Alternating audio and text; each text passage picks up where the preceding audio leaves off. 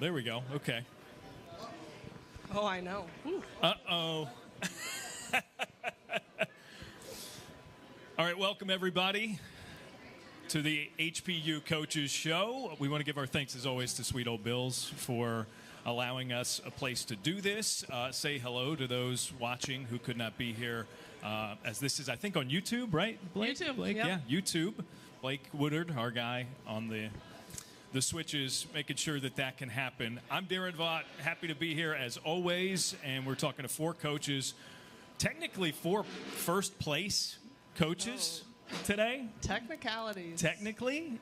Chelsea Banburry of the women's basketball team, their head coach, is first, batting leadoff. We know she loves these sorts of things, so everybody applaud Chelsea and welcome her back.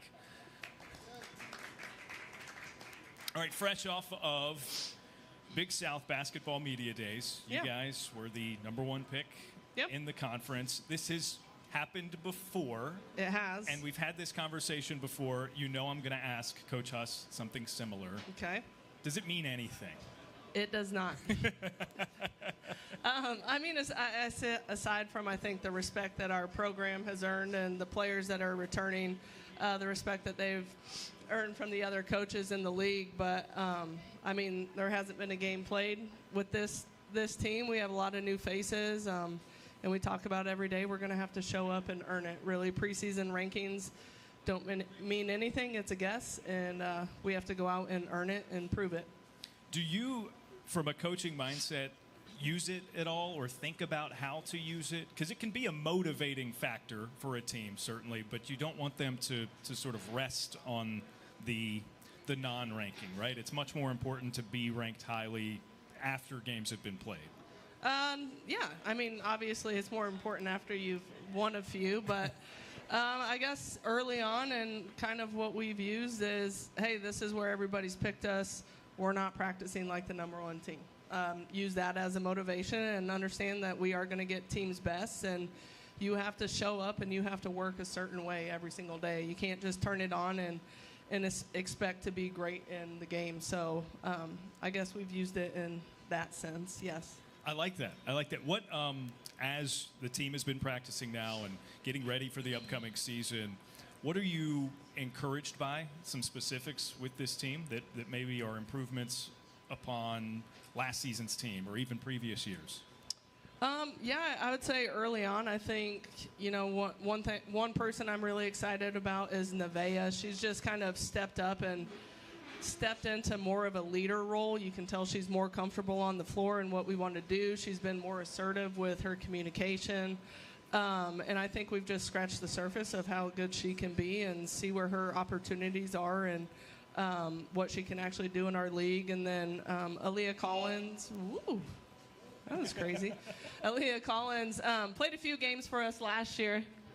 You know, just her ability to pressure the ball and athleticism is, wow, this is going weird, is something that we haven't had a lot of. You got quiet, yeah. Yeah, haven't had a lot of that in the past. So I'm excited about what she can do, and I think she's seeing her opportunities again within how we play. And then from newcomers, Jaleesa Lawrence has shown a lot. I think she's going to fit in very well with how we want to play, and you know, she brings a lot of experience. Her team went to the NCAA tournament last year. They won over 25 games, so she understands the level that practice needs to be and how we need to compete to be a good team. So, you mentioned a couple of preseason all-conference selections. I know Nakaya is in that as well. What does her return sort of signal, right? It seems like every year you've had a good core of players coming back. Is her leadership now as one of the more tenured players on the team, is it different maybe compared to some of the other groups? How does that change? I think Kai's grown more in the off season because she's been in a cast the last 6 months. She just got out of her cast, so she wasn't able to practice all summer with the team, and she's kind of had to take more of a vocal and teaching role because so much of it was from the sideline. So I think that helped her in that leadership. She started coming back the last about week in practice. So now, you know, she's somebody that the players look to because she does understand what's going on, and she's assertive on the court. But, it made her look at it in a different way, and I think it did help her become a better leader. That's interesting. Obviously, you would much rather her not have the injury. Yeah, no but question. Do you think that that was something that was gained that otherwise would not have? Maybe it just sort of unlocked something in her? Yeah, I guess a blessing in disguise, right? Yeah. So it developed that part of her leadership, and then also it gave us an opportunity to work a lot on her left hand. Yeah. So, sense. yeah, Yep. left-hand drives, left-hand passes, left-hand layups, left-hand jump shots. So definitely a blessing in disguise. She was able to work on a weakness and make it a strength, and then same thing with the communication and leadership aspect of it. You mentioned the depth a moment ago, or the newcomers, rather. I'm going to relay that into the depth of this team, because you guys can get pretty up-tempo at times, get a lot of shots up, so depth comes into play, especially once you get into the conference slate. How do you feel, maybe comparatively speaking, about the depth of your team? Yeah, I mean, I think we have the ability to have depth. I don't know that we're there yet, but the possibility is there. We're not there yet, though. What would that require? Is that just getting some time for the younger players and feeling more comfortable with the younger players, the newcomers, understanding how we want to play, the level that you need to compete at, and then it's October, so I'm going to say this, conditioning. Yeah. Yeah. If I'm saying that in February, something's wrong. Yeah. What excites you about the schedule in particular this year? I think there's not a lot of huge changes, right? We all know conference games at the Quabain Center are awesome, incredible environment, so those will be fun. Is there anything that maybe you or you anticipate that your players have circled on the schedule? I think they always get excited to play the bigger schools. Yeah. I think the games that we have at home and in the state of North Carolina are good competitive games that'll get us ready for conference. But, I think going down to Florida and playing UCF, going to the Gulf Coast Showcase, we open with West Virginia. I think, for whatever reason, they do get excited to play the bigger schools and see how we match up. So, but at the end of the day, too, that helps us get ready for what our ultimate goal is, and we want to win the league. And hopefully, if we handle our business, get to the NCAA tournament, and those are the types of teams that you're going to see there. I mentioned the style of play earlier. As we anticipate the start of the season, what can those seated here, those who are watching and will be at games at the Quabain Center or watching games on TV, what can they expect from your team? Much of the same style-wise? Yeah, much of the same style. We want to push the tempo. We want to run. We will shoot a lot of threes. We want to get layups. The difference is we do want to pressure more on the defensive end this year. We've emphasized that a little bit more than we have in the past. I think we have the personnel to do so. So we've put in a few things to do that and hopefully turn some people over and speed us up and get us some easy points in transition. Lastly, I'll get you to brag on the coaching staff. You've created in your time here something of a family-like culture with this team. You added another former player to your staff in Callie Shire. It's just really cool that you have that you've built over the past several years now, and it's become more familiar within the staff, and you need time to do that and success in order for that to happen. How do you reflect on that? I think, it comes from based on what my opportunity was. I started as a GA for my former coach, and that's how I got my job in coaching. So anytime that you can give back to these players, like Callie played for me for 5 years. She gave so much to the program and has been very clear about her career goals, and she's wanted to coach. And the fact that I can give her an opportunity, it's a pleasure to do so. She earned it. I know what she's capable of. I know what her work ethic is. And, quite honestly, when you're coaching, you want to surround yourself with people that you trust and that you know. And, I've known her for 5 years, and I think that's a pretty good tell. So in addition to, knowing ball is certainly part of the prerequisites, right, to bring someone on staff. What's the value in a player that not only played for you, but played for this university they can, it feels like, relate to players on your current team in ways that an external candidate could not, right? Yeah, I think there's a couple of things in that. One is understand what our expectations are and the level at what we want to do things. And then also just this being her alma mater, you know, you have a pride in what the program is. She's worked the last 5 years to help build something. Those that come behind her, you don't want it just to deteriorate. So I think that definitely helps. She knows what we want. She knows what my expectations are and what I want to see. And then also, I mean, everybody in here has seen her play. There's not been a more proud player on the floor. And that's what I wanted on her staff. I wanted to keep her around. I love that. Is there anything else that people should know about your team as we anticipate the start? What stands out? We've got the most players that we've had on the team since I've been here. So, I mean, we got and everybody potential for depth, yes, as it's otherwise potential known. for depth. That's correct. So, but hopefully you notice that our girls do get along very well. I think this is about as close of a team that we've had since I've been here, and I do think that's going to translate to the floor. So, a group of players that love each other and love playing together is what I expect to see. Nice. All right. Well, in the meantime, as you eagerly await the basketball season to start, both the women's and men's teams are going to be at Stock and Grain Saturday, 5 to 7. What do you know about that? Because I know very little. I was told about it. You'll be there. I think we're playing 5-on-5 against the men. No, I'm kidding. They are putting a court in, though. There will be a half court. We'll do some drills. Come out, get to know our girls. They're fun, and just an opportunity to get to meet the teams and see a little bit about what we can do. Nice. I like that. So Stock and Grain Food Hall, 5 to 7 p.m. on Saturday. If you're interested in seeing the teams and getting a sneak peek before the season starts. All right, Chelsea. This was fun, as always. Good luck. Thank you. We'll see you again soon. See you next month. Yeah, next month. Yeah, that's fine. I will. Yep. Off is good for now. Who's next? Zach, right? Let's get Zach Haines up here. She turned it off, so you'll need to flip the switch. Yeah, the flag makes it tough to get to. Good. Oh, is it on? Oh, there it is. Okay. All right. Okay.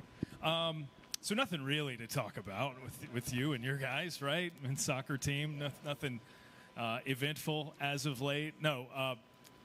We will obviously start with a win over number 1 Pitt. Pretty big point in the season for you guys. Just what did it mean to the guys? What's it mean to the staff and the program to accomplish something like that? Yeah, it was an amazing moment for the program. It's not often that you beat the number 1 team in the country on the road, and I think that our guys, the best thing about them is they expected it. You know, this wasn't some massive upset that they came in just hoping to compete and maybe keep it tight and earn some luck. They expected to win this game, and that's a credit to where they are in the season and how hard they've worked to get to that level. So when they won, it was, of course, a huge moment, and it was, you know, I think program changing in a lot of ways, but they're on to the next one. They have got bigger things on their mind and bigger goals to achieve. Number 22 in the recent United Coaches polls, number 26 in the RPI, so national rankings being earned by this team. This is what, year 6 for you here? Can you reflect on, because again, that's a momentous thing, taking out the number 1 team in the country on the road. Just reflect for me, year 1 to 6, the growth that you've seen and how that has sort of panned out according to your vision when you took this job. We've managed to get better every year, and I think reach new heights in different ways. I have a staff that has been incredibly committed to raising the level of this program and making sure that we're not just another mid-major, that we are fighting to be amongst the elite in our sport every single year. We've accomplished that one step at a time, and we've been consistent with it, but we're always looking for more. We're always looking for ways to take it a step further. And some of the things that we've been able to do this season, so far we're on the right track, but you have to finish strong. You have to do it in postseason play, or it's just another pretty good year. So we've been all about that ever since we started together in 2019, is we want to be playing our best stuff at the end of the season. And so we've got a lot of momentum, and like I said, we're on the right track, but we've got to close the deal now. It's a delicate balance, too, right? Because you guys are winners of 8 straight. You want to be hot at the right time. How do you go about, from a coach's standpoint, channeling what's going on right now and making sure that those are the wheels that are turning when it matters most? Yeah, it's a fine line between riding the wave of momentum and confidence and having everybody in the group feel very positive about what they're doing and what they're achieving. And 8 in a row, longest win streak in the country at this moment. It's easy to get caught up, and you forget what actually got you there in the beginning, which was the work, the preparation, the details. So we absolutely hammer our guys every single day on not getting complacent. And it's, even when things are going well, that's probably when I'm at my most intense, and our staff is at our most intense, is we do not let the guys get complacent. We don't let them start reading the press clippings, as they say, and start thinking that things are going to happen automatically. We just continue to remind them of what they've put in and why we are successful, all the work they've put in, all the preparation, the buy-in, and that's what's going to continue. And we always ask them, you want this to continue, right? Yeah. So we are doing that. We're actively doing that, but we got to show it once again tomorrow at Winthrop. Yeah. Who would you say, I mean, we can all look at box scores and see what's happening in these games. When we watch, we see who scores the goals and who gets the saves in the net, for instance. Who are some players who are most important to this run, and if it's going to continue and things are going to stay the way that they have been going as this team obviously wants? I guess what I'm asking is, point to a player or two who you see as sort of the identity of the team. I always start with our leaders because they take on so much responsibility on and off the field, so you have to mention them first. Typically, these are guys that are your maybe top players or very, very consistent, important players on the field, but we have a leadership group of 4 guys. 2 of them are our captains on the field, Ross Johnstone and Jefferson Amaya, who certainly embody what you need from a leader on the field, in the locker room. And then we also have guys like Kai Ignacio and Tanner Rothenberger, who are very much the guys that keep the standards every day. You can call them glue guys, culture guys, whatever you want to say, locker room guys, but at the end of the day, they're so important to our ability to operate at the highest level we can, because they're holding everybody accountable. They're holding them to standards on and off the field. So we have a nice balance of guys that have been with the program 3 to 4 years. They understand what it takes to be successful. It's not just the guys that play the most minutes. It's also guys that have invested in this program and sacrificed a lot. And those are the 4 guys that are, they make our staff look very good, because they do so much of the work in terms of getting the mentality piece right, the preparation, all the things that you need to be successful. This is going to sound similar to the question I asked Chelsea earlier about sort of her time here and how she's created a roster that feels a lot more like a family. Having that buy-in across the board, top to bottom on your roster, I mentioned year 6 now. At what point did it start to feel like you had total control? Maybe not the right word, but you felt you had that from top to bottom, because sometimes that can take time, right? You're establishing yourself as a head coach, the coaching staff with that. You're establishing what you want this program to be, and it takes in some cases a few years to sort of hit that stride, and because you're the one recruiting the players and they're aligned with the identity of the team and what the program wants to be. When would you say that sort of started to click? Year 2. Because it helps when the success matches what you're asking of the program and the guys in it. When you can go and do things that the men's soccer program at High Point has never done, win the Big South Double, the tournament in the regular season, get a bye into the second round of the NCAA tournament, pick up marquee wins against Duke and others. Now you're showing the guys that it's working, and everything that you've asked of them that may have been different And by the way, they had won quite a few games before. Yeah. So it's not as if it was we're trying to convince them to do something because it wasn't successful before.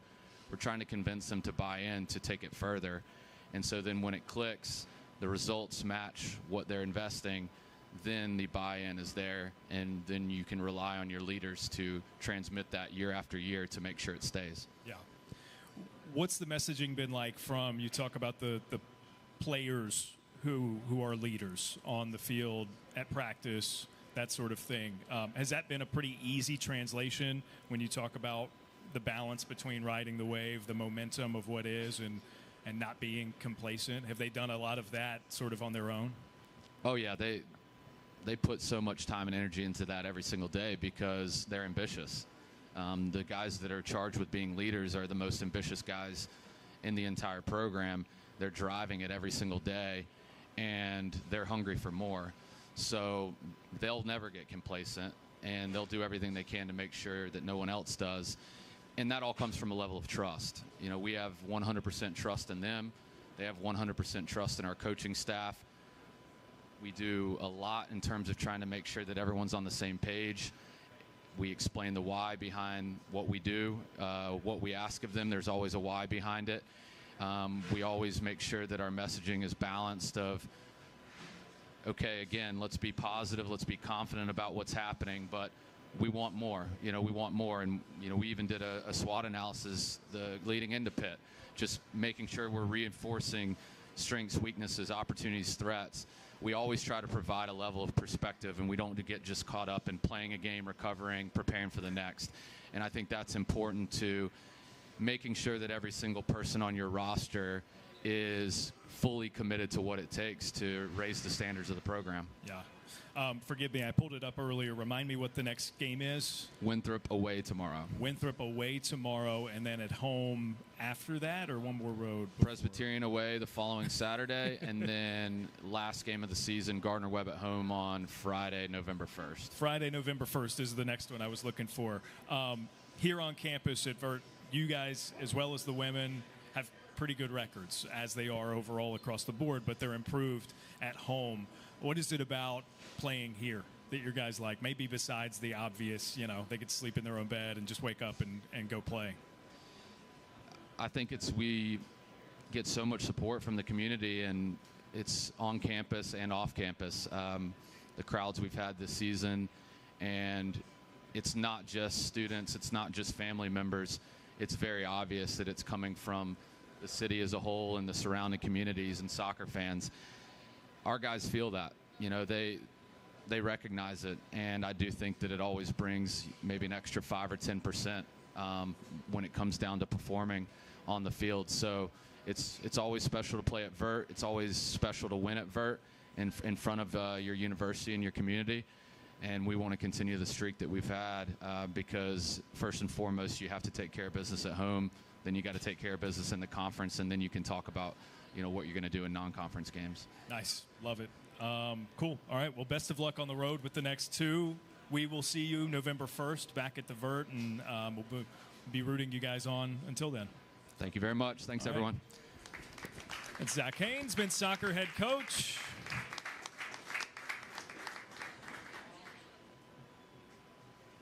Yeah, I know. I know who's next. Come on. Aaron, where are you at? Aaron McGuiness is here, women's soccer head coach. Hey there. Good to see you. I'm not sure if he turned that off or on. You'll have to check the switch. And forgive me, I'm going to pull my phone out because I lost track of time. I'm not sure. Oh, look at that. On the money, 12:30. Yeah, you might have to flip it. Oh, it's on. There we go. Perfect. Cool. All right. Coming off of a big win themselves, women's soccer team. Aaron, give me a vibe check. How do you feel about the way the season's gone? What are the feelings within the locker room with the team right now? Yeah, it's going really well. The players, I've said it all season, we've got a very self-aware group. So early on, non-conference, we went through some challenging games early on, and they recognized where they needed to improve and have done that. And it's been a pleasure working with them all season. Yeah. They've got high energy. They want to win. So it's good going into these final 3 games in control of our fate. Yeah, no doubt. Now, first place in the conference with the win yesterday. You've got what strikes me as a great balance on this team when we talk about the roster breakdown. A lot of veteran experience, but you're able to get some younger players in and gain important minutes that are great for you and your team now. Certainly by the end of the season, you hope that freshmen aren't freshmen anymore, and it'll be valuable going into their next season and the season after that too. What's that dynamic been like to be at the helm of? Yeah, bringing in the class that we brought in, it's, we didn't expect them to all take to the field how they have. So it was a bit of a surprise, but they've contributed good minutes. They've grown as players, and all along, we said this is going to serve us well on the back end of the season when it is getting tough, players are getting tired, injury spells are happening. So we've kind of rode that wave where we've had a couple of niggling injuries and we're able to put people in and we're confident with them, and we're able to make those rotations effectively. Yeah. And it's been extremely helpful. Yeah. Play in between the pipes has been particularly good for you guys, especially as of late. Just talk about your goalkeeping group and the importance that they have had on your team. Yeah, I mean, this year we brought in a grad transfer from a D2 school out in California and a true freshman. And Maddie was fortunate enough to be selected to represent New Zealand at the Under-20 World Cup. She was starting for us early on, and when she came back, Aubrey had done a great job and managed to keep 5 clean sheets. So it's a competitive situation. The other 2 goalkeepers that are involved in that are pushing them as well. So it's a pleasure to have. It's tough for them, but they're dealing with it really well. Yeah. So. Tougher for them or tougher for you? Like you said, it's a great problem to have, but sort of trying to ride the hot hand and configure it in a way that gives your team the best chance to win. What's that been like? Yeah, to be honest, I'd prefer to have those headaches than not having anyone at all. So it's a good headache to have. Those conversations are always tough, but they're encouraging conversations, and it serves us well for the future as well. With knowing that we've got a true freshman who has the ability to be a starter, and where she stands in the future as well. You talked about the freshman class coming in. You didn't necessarily anticipate them getting the kind of minutes in game situations that they've gotten. What changed your expectation with that? Did they just arrive maybe better than you thought, or more ahead of speed than you thought, or was that something that progressively came about? Yeah, I think during the recruiting process, we set those standards with them. If they want to see the minutes that they're talking about, these are the expectations that are going to be placed on them, and how they need to go about that, and what they need to work on. And they really took to it. And coming in, they weren't shy. They were competitive, and I think early on in the season, especially being a fall sport, that's the most important thing for a freshman, is coming in and being competitive and testing themselves instead of accepting their role. And they've done really well with that. And I think having those conversations is where it started, and then it was them putting it in place for themselves. And like I said, we've got a very self-aware group, and they took to it. They worked on things over the summer. They all came in fully fit, and that sets the standard for the upperclassmen as well, where they know they're going to be competitive. They know they're going to get challenged, and they have to up their game if they want to see the time that they're expecting as well. It's the second time you've mentioned them as a self-aware group. I'm just curious, comparatively speaking, across your career as a coach, what jumps out more specifically about them as, oh, okay, they do some of this compartmentalizing and thinking about themselves as players better than other groups? Yeah, I think it's just noticing how we've kind of ridden the wave of the highs and lows of the season. We haven't had any, and knock on wood, any extreme highs or extreme lows. They recognize the wins and what's created those wins, and they recognize where we've lost and what's caused that. And it's really helpful working with them knowing that, because now the expectations for each other aren't far off the expectations of what we're setting with them. So it's one of those where they just acknowledge kind of who they are as a player, what their strengths are, what their weaknesses are, and playing to those strengths and trying to eliminate those weaknesses. I'm stating the obvious. That has to make coaching so much easier, right? It does. It makes it much more enjoyable. Yeah. Yeah. It's a situation where the tough conversations are now very realistic, and we're not trying to sugarcoat expectations. We're very boldly honest with them, and they're accepting of it. Yeah. What is most important over these last 3 games of play? What's something the team's maybe been doing particularly well that needs to keep up? Is there an area where things need to get a little bit more rounded? I think it's just us taking it game by game, not worrying about what's too far ahead of us, and making sure we're staying true to ourselves. Against Upstate, we slipped up. We made 3 mistakes, and we acknowledge that. We know where it went wrong, and we aim to prevent those.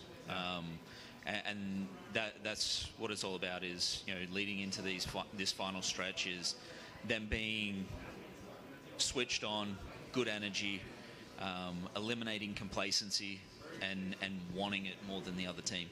Yeah. We've talked about certain groups of players, not yet about individuals. I would like for you to brag on some, if you might. The expectations versus what's happened with players from beginning of the season till now. Is there somebody who, in particular, who has stepped up and been a key piece? As of late, Saba has really stepped up for us. Freshman forward out of Maryland. We knew coming in that she could score goals, and it took her a few games to ease in and understand our expectations. And then right before conference play, she really stepped that up, and she's scored 4 goals now and two game-winning goals. So she's really kind of kicked into gear in this final stretch. Yeah, and we talked about the goalkeeping, obviously. Mm-hmm. They've been great in their roles as well. All good stuff right now, currently in the driver's seat, if you will. What's the messaging going into these last 3 games as far as that's concerned? Is it, they seem very steady-minded, so I don't know if you really need to push any buttons, right? Yeah, no, there's no real pushing of buttons. It's more, this is who we are, this is what we need to do, and let's stay true to that. Let's just focus on, we've got Charleston Southern this weekend. Nothing else matters but that. Yeah. And once we finish that game, we'll look at the next one and just keep going from there. I love it. All right, Aaron McGuiness of the women's soccer team. Wish them luck in their last 3 games of the season, in control of their own destiny. First in the Big South. Thanks, Coach. Appreciate it. All right, if he's here, I know he's sitting down because I don't see him rising above the rest. Here we go. Alan Huss, men's basketball coach, everybody. You snuck up on me. Good to see you. That's what I do. I sneak up. Blend in. All right, so fresh off of Media Day, first place voting in the Big South Conference. I asked Chelsea the same thing. I know the response. What does that actually mean? Means we've got a large target on our backs and a lot of responsibility to live up to that preseason billing. Yeah. Does it say anything at all as you enter your second year? Do you take any sort of validation in that based on what you guys were able to do as a group last year? Is it a compliment to you, I guess, is what I'm asking. Do you receive it that way? I think it's a compliment to the staff putting together a roster that can compete at a high level that the other coaches in the league respect. Aside from that, it's not much anything other than, a giant target and a responsibility to practice and live up to the billing. But that changes the way you talk to the team, right? Because they can see that. It's a very aware group, a lot of guys back from last year. They understand that those expectations are being placed, right? So how do you navigate coaching with that as sort of some of the noise around it? I mean, it's easy for me because I see the problems every day that we need to address. It's a nice reminder that the external noise is focused in a way that's building these guys up with maybe a false bravado, if you will. Like we know that we need to chip away at that in practice. We know that we need to ground them. We know that like I've been in that situation, as have a couple of other guys that transferred into our program, some of our guys on staff, and it's just a completely different feeling. Last year we ran through the first half of the conference before people even knew we were a serious basketball team, and we won't have that luxury this season. So it's a nice reminder that the external noise is present, that the external noise is constantly telling them how good they are. And it's a reminder that we need to ground them and get back to work and, keep them rooted in what got them those preseason votes to start with. This time last year when we spoke, you were very new, right? Had not even begun your first season. What's different now from the head coach's seat than a year ago? I have even less hair. Maybe that's it. No, I mean, I think you named it. The returners are a completely different feel. We're able to be much more efficient as a practice, as we practice daily, because we have 6 or 7 guys in our program, plus half of our staff that understands the expectation levels and what we're trying to accomplish from drill to drill. I think there's a built-in diligence that's player-led rather than coach-fed this year when it comes to the off-the-floor responsibilities and the way that they're working in that space. And I think you can feel that. That's the greatest difference. Yeah. With this team, a number of preseason Big South honorees on the roster. Let's lead with Keza Jiffa, preseason player of the year. This is a guy who wasn't even in the starting lineup to begin last season, really sort of carved out his own way within the rotation and made a big impact. What's his impact going to look like on the team this year compared to last year? I mean, I would imagine he's going to be very involved offensively and defensively. It's going to look close to the same. It's just kind of that attention that you guys started to get toward the end of last year that is really the only difference. Yeah, I think in 2024, in the world of transfer portaling and name, image, and likeness money and all the other things that get so much of the attention, Keza is really a story of selflessness that probably doesn't get enough attention. He made the decision last year after Duke Miles' injury. He fell into the starting lineup. He became the back-to-back player of the week in our conference, and he made the decision to go back to the bench for the betterment of our team. I think stories like that are what's right about college athletics. It doesn't often work like that, where someone makes a selfless decision and then they're rewarded on the back end, like he has been with first-team all-conference honors last season and then being honored as the preseason player of the year this year. But I think he also understands. We were able to spend a couple hours in the car together on the way down to Charlotte for the Big East Media, or Big South Media Day the last 2 days ago, and was able to just kind of hear his perspective. He was able to hear mine. And I think he understands the responsibility that comes along with being the preseason player of the year. It's a challenge. There's 120 or so other scholarship players in our conference that would all love to change places with him, and I think he'll be treated as such. It'll be a challenge for him, and I believe that he's up to it. And I believe that he'll have a terrific year because I believe he's put the work in. Yeah. Some other great players being mentioned in those preseason honors: Kamani Hamilton back, Abdoulaye Thiam back. Just talk about the sort of the mix with the guys coming back and how that enhances your situation to have that as a luxury. You talked about it from a practice standpoint. Everything is sort of organized according to your vision, but in terms of how you envision it's going to play out on the floor, what does that mean, having those guys back? Well, I think it's twofold. It's just what you said. It's having that core group of guys that understand expectations. Obviously, a year ago, we lacked depth in a lot of positions.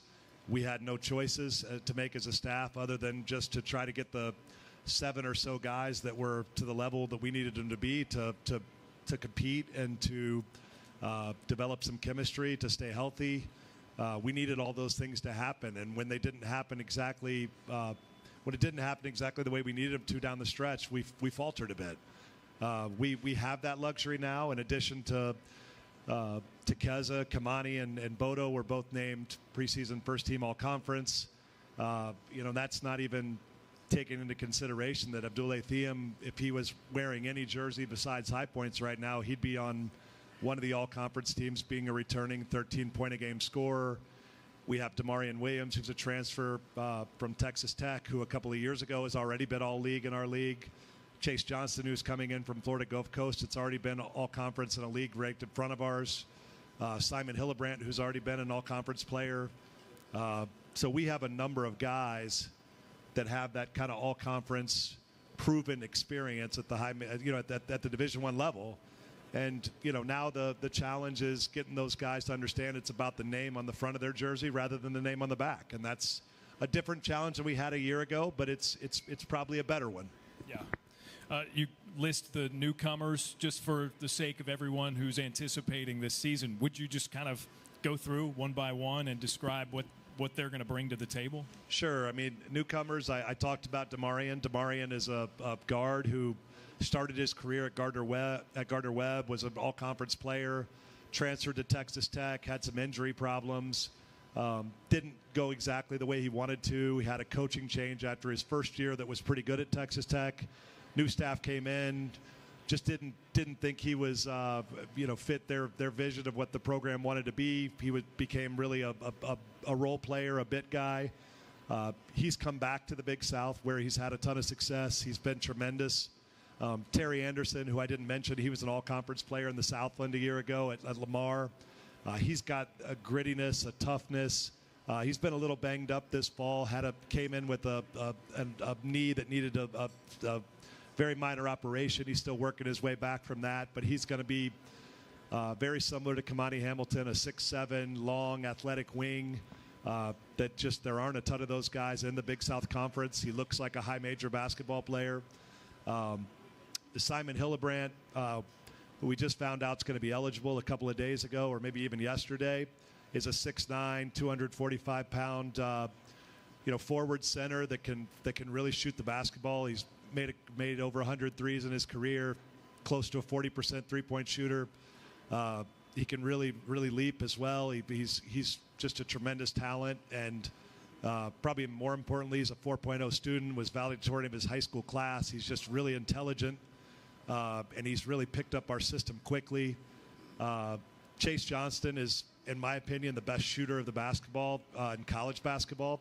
He's made close to 200 threes at 40% in his career, and he's hit the ground running, and he's a guy that we believe really stretches the defense, but he can hurt you in a whole lot of other ways that have nothing to do with shooting the basketball. So, those are our transfers.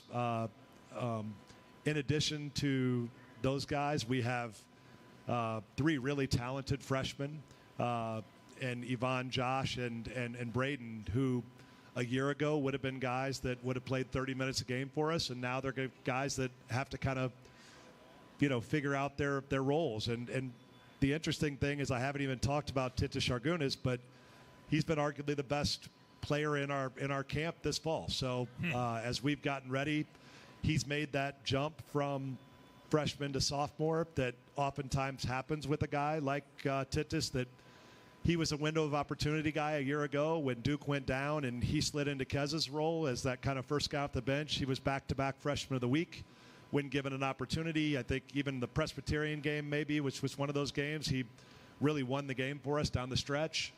And he's another guy that is, if he was wearing a jersey that didn't say High Point, didn't have other talented players on it, is a guy that would have been up for consideration for a preseason all-conference team.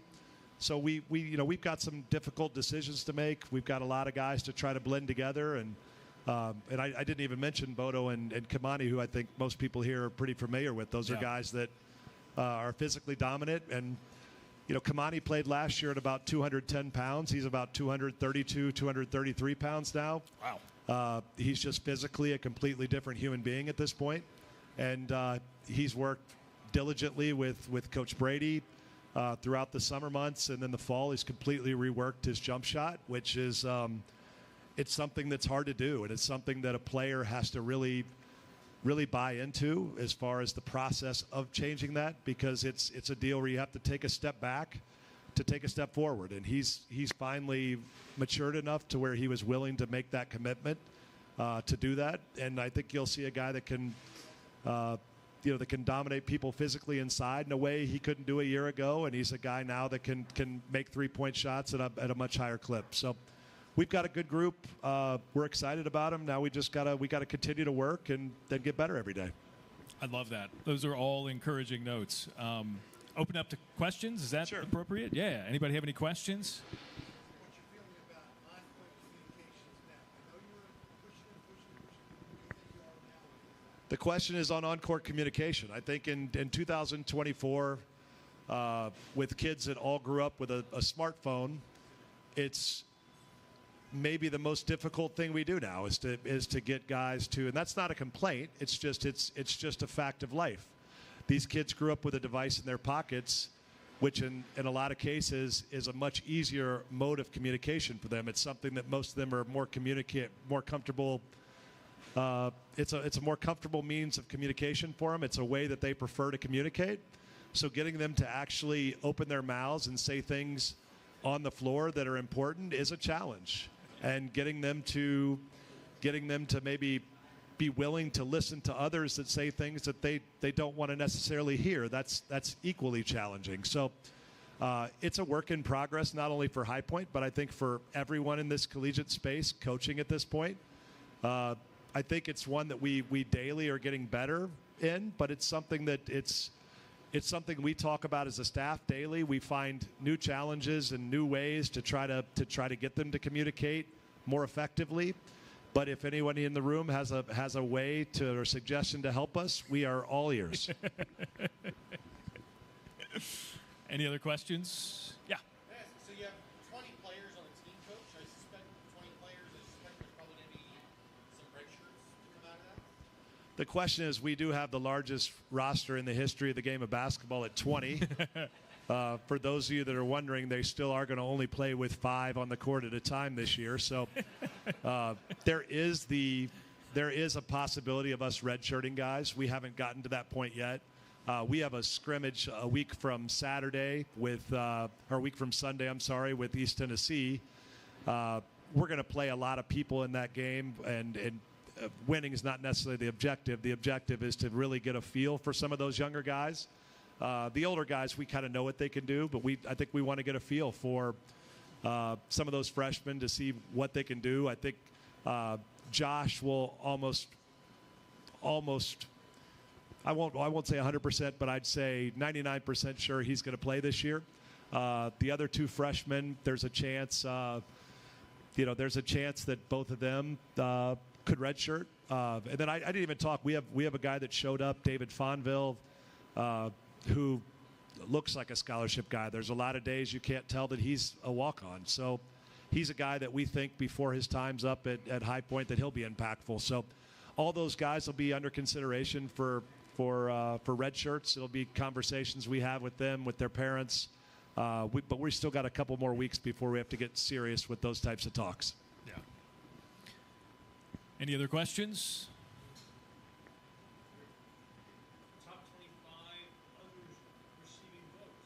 Yeah, others receiving votes in the Associated Press Top 25. I think it was exactly 1 vote, but you're there, right? I don't know. No, I think it was an AP vote, so Yeah. The Associated Press has not added me to their pool. If you've ever seen me write, you've heard me speak. I write worse than I speak, so I can tell you this. I would check that guy probably did it over his morning coffee. Maybe check what was in that coffee.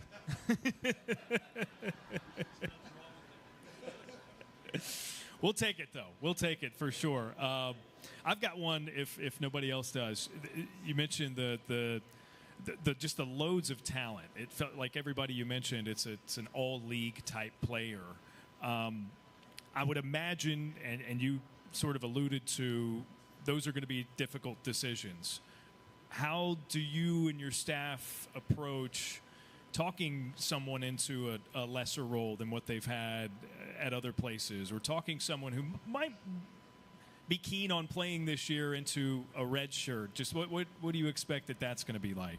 Well, that's a difficult conversation. That's why I have Coach Clayman. He's sitting in the back. He's volunteered to have all the difficult conversations. There we go. Okay. All right. No, I can tell you it's one of those deals. Like, these kids are smart. They understand basic math. We did an exercise on Sunday where we asked each of the players to assign the number of minutes that each player has earned to each name, right? They had to do it. They were able to do it on their phones. We posted the results at a team meeting on Sunday, and when we added up the total, it was 340 or so minutes.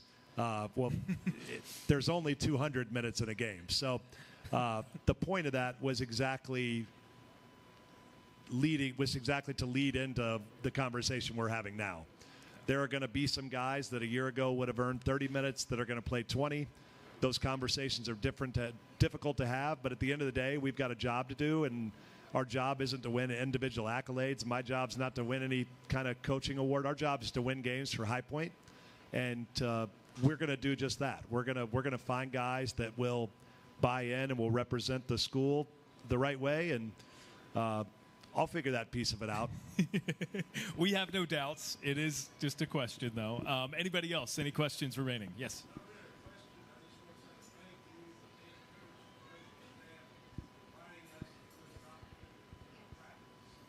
Nice, yeah.